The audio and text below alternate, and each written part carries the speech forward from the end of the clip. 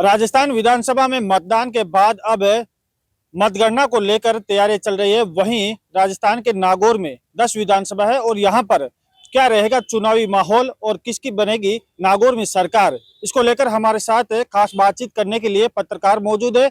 इनसे जानेंगे कि नागौर की क्या रणनीति है और यहाँ पर किसकी सरकार बनने जा रही है। आप बताइए क्या मामला है यहाँ नागौर जिले में बीजेपी की सरकार बनने जा रही है। करीब 6 सीटें कम से कम बीजेपी की आएगी, बाकी 2 कांग्रेस, 1 निर्दलीय, 1 आरएलपी।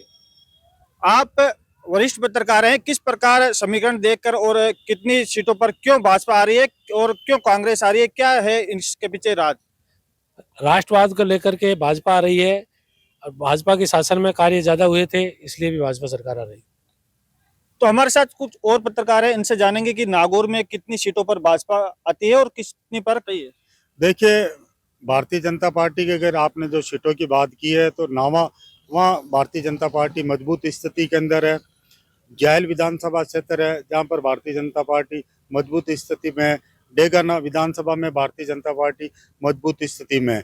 ये भाजपा के मजबूत स्थिति की विधानसभा क्षेत्र है। वहीं अगर बात करें तो कांग्रेस लाडनू में मजबूत है। डीडवाना के अंदर भारतीय जनता पार्टी ने यूनुस खान की टिकट काटने के बाद में यूनुस खान निर्दलीय चुनाव उतरे थे। वहाँ यूनुस खान की स्थिति वर्तमान में मजबूत स्थिति बताई जा रही है। वहीं अगर बात करें परबतसर की तो परबतसर के अंदर मानसिंह किनसरिया जो बीजेपी से उम्मीदवार है, तो कांग्रेस से रामनिवास गावड़िया, तो गावड़िया की स्थिति थोड़ी मजबूत बताई जा रही है। और बात करेंगे हम आपके डेगाना की, तो डेगाना में अजय किलक मजबूत स्थिति में जो भारतीय जनता पार्टी से। मेड़ता के अंदर लक्ष्मण कलरू है, उसकी स्थिति मजबूत बताई जा रही है। नागौर की अगर बात करें तो नागौर के अंदर बिल्कुल नज़दीक का मुकाबला है। ज्योति मिर्धा जो बीजेपी से है और कांग्रेस से हरेंद्र मिर्धा, बिल्कुल नज़दीक मुकाबला है। हार जीत करीबन 8-10 हज़ार वोटों में रहेगी। आरएलपी क्यूंसर में मजबूत स्थिति में, लेकिन कुछ इलाके के अंदर है बीजेपी बढ़त बना सकती है, लेकिन चुनाव के जो परिणाम आएंगे वो बड़े रोचक होंगे।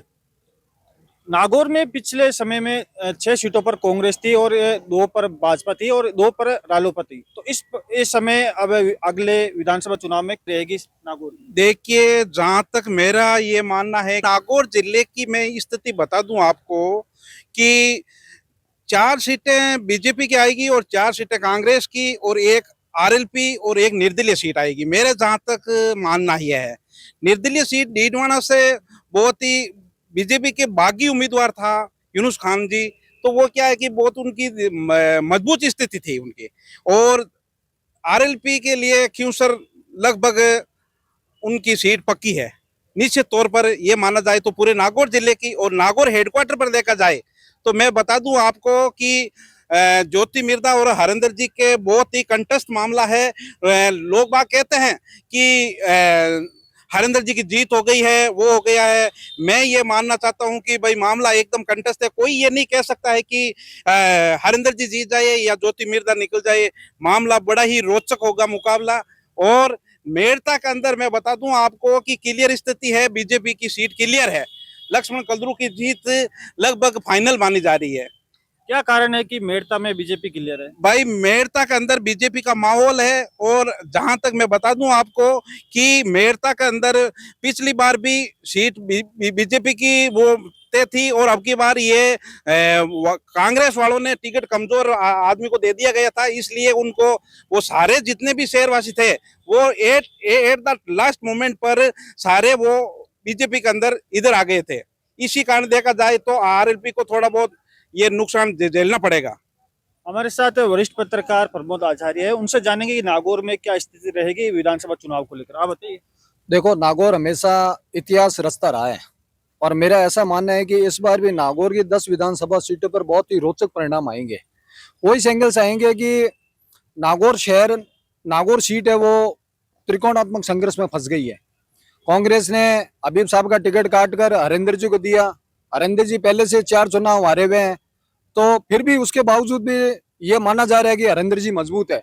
लेकिन मेरी नजर में ये इतना कम, मतलब हार जीत का अंतर इतना कम रहेगा कि पूरा राजस्थान चौंक जाएगा नागौर से, और नागौर इसलिए हॉट सीट में शामिल हो गई है। इसी तरह हनुमान बेनीवाल को घेरने के लिए बीजेपी ने कांटे खूब बिछाए, इसमें कोई शक नहीं है कि रेवत राम डांगा है वो एकदम दायां हाथ थे हनुमान जी के। जगदीश बिडिया सर को भी लाए, काफी लोग ने इधर उधर किया, लेकिन उसके बावजूद हनुमान बेनीवाल श्योर सीट निकाल रहे हैं। अब रही बात मेड़ता की, मेड़ता में मेरा ऐसा मानना है कि इंदिरा बावरी वापिस रिपीट होगी। कारण यह है कि 2015 में वहां पर जाट समुदाय और मेघवालों के बीच में एक बहुत बड़ा झगड़ा हुआ था। उस झगड़े में आज भी 3 दर्जन से अधिक जाट समाज के लोग जेलों में बंद हैं। उन्होंने बीजेपी को वोट नहीं दिया है। बीजेपी पिछली बार भी 30 नंबर पर रही थी, इसमें कोई शक नहीं है।